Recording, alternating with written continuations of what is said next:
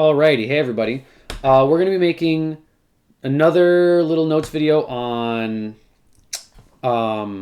nested loops. So there's more nested loop practice using some dice. We'll see that in a little bit, what I'm talking about there.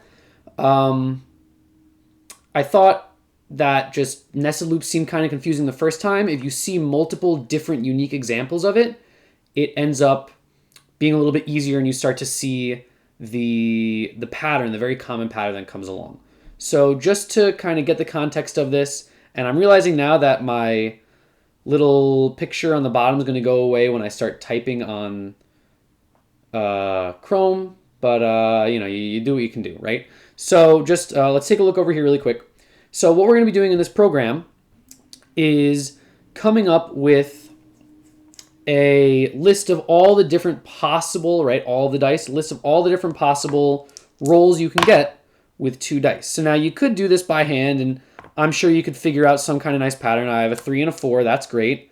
And now I got a 3 and a 2.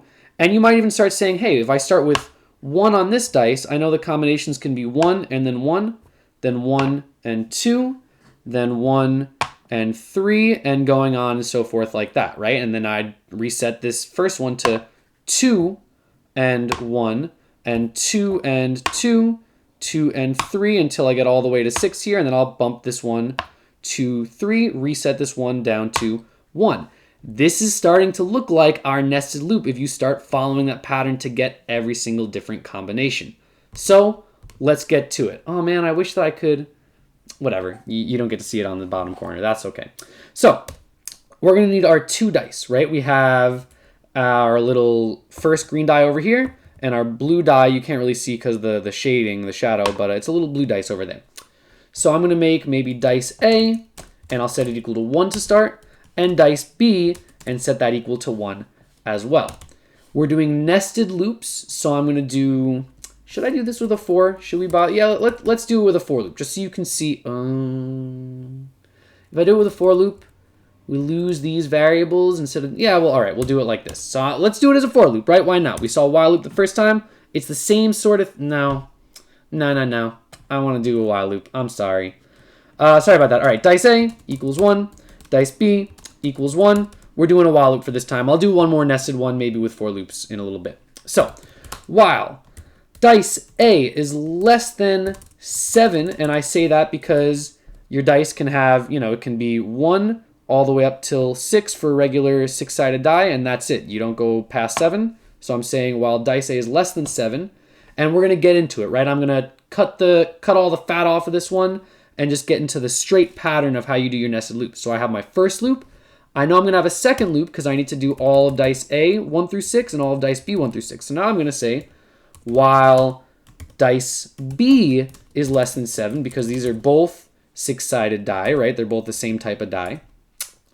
And then inside the dice B loop, I'm going to say, well, dice B is equal to itself plus 1.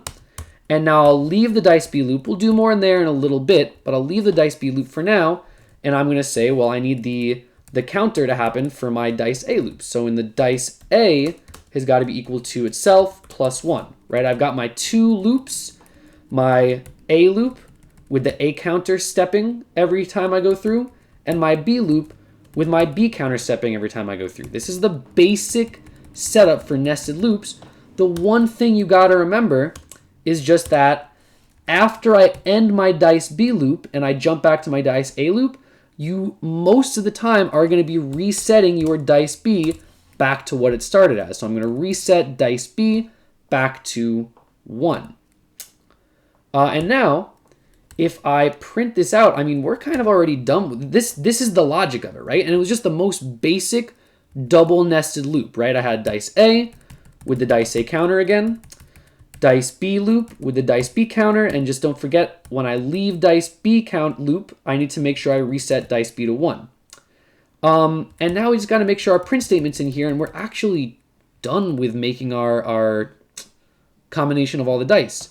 So now if I do print die A, let me put this in quotes, right? Die A, a little semicolon and a space, plus, and we're doing a little bit of string stuff, not like our multiplication table just because, you know, those are just numbers. I need to know what's going on here. So die A is going to be string dice A. And then I'm going to say plus quotes die B colon space quotes. And notice I put a little space here first before it because I want to have that space after I put the value of dice A out. Dice B, and then plus string dice B. So this should print out like, and we're done. I'm not doing any kind of end thing because I made it one nice loop. It'll say die A, the value of dice A. Die B, the value of dice B. If I run this here, it should give me every single combination you could possibly have on a pair of regular six-sided dice, right? And this was following, let's bring up our little video from before. This was following the pattern, let's see, can I fit it all together? Oh, that's beautiful. This is following the pattern that we saw at the very beginning of the video. If I have this guy be dice A and this guy be dice B, we can follow that nice pattern to make sure we're just very thorough and we get absolutely everything, right? Dice A is 1, dice B is 1. Dice A is 2, sorry, dice A is still 1, dice B we set to 2. Dice A stays 1, dice B we set to 3, and then dice B to 4, and then to 5, then to 6. And once we get to 6, we ran out of stuff for dice B, so we're going to reset dice B from 6 back down to 1, and then step up dice A to 2. And let's actually, right, and then you just go ba ba ba ba ba up to 6, this goes to 3, resets to 1, ba ba ba ba ba, up to 6, steps to 4, this resets to 1. Let's follow the code here to see exactly how that works. So we've got, we'll reset everything, right? This is, this mouse is getting in my way. Dice A, and this is, whatever, they're both going to be capitals. Dice B. So dice A is currently 1, and dice B is currently 1. That's what we see in our code up over here. While dice A is less than 7, 1 is less than 7, I go into the loop. On line 7, while B is less than 7, 1 is still, again, less than 7. I'm going to print out dice A. So dice A in quotes plus string value of dice A, 1. So it prints out die A, colon, 1, and then space. And you know what? Maybe I want to, let's make this a little nicer. I'll put a comma there. Put a nice little comma there. Boom. Oh, it looks so much more professional with that comma there, right? Let's get back to it. So dice B was 1 also. Then I say, alrighty, well, dice B is equal to itself plus 1. So my die B is equal to 1 plus 1. It becomes 2. I jump back to line 7. 2, right, dice B, which is this 2 right over here. This 2 right over here. 2 is less than 7, so I go in here again. Die A, I print out 1 because A is still 1, so print out 1 there. Die B is 2, so that's why I print out 2 over there.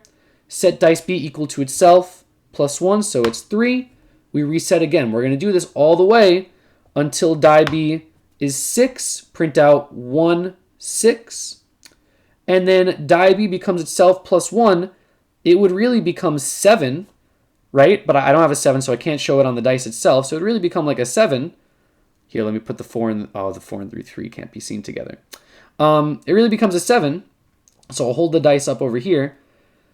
7 is not less than 7. So now I jump out of this internal loop, reset dice B back to from 7 to 1. Say, hey, dice A is equal to itself plus 1. So I go from 1 to 2 here.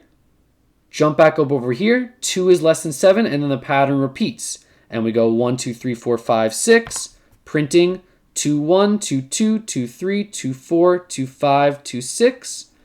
And then I get to the 6. It becomes 7. I don't have a 7 left on the die.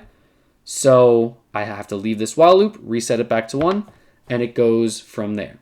So that's a second example of some nested while loops using a different way to show it, and I like this a lot better than my like crappy version of Paint. So hopefully that was a little helpful. We'll do another video kind of following this dice one because there's a little more I want to do here. It's kind of cool, I think. And we'll do at least one more nested loop just to get more practice doing this.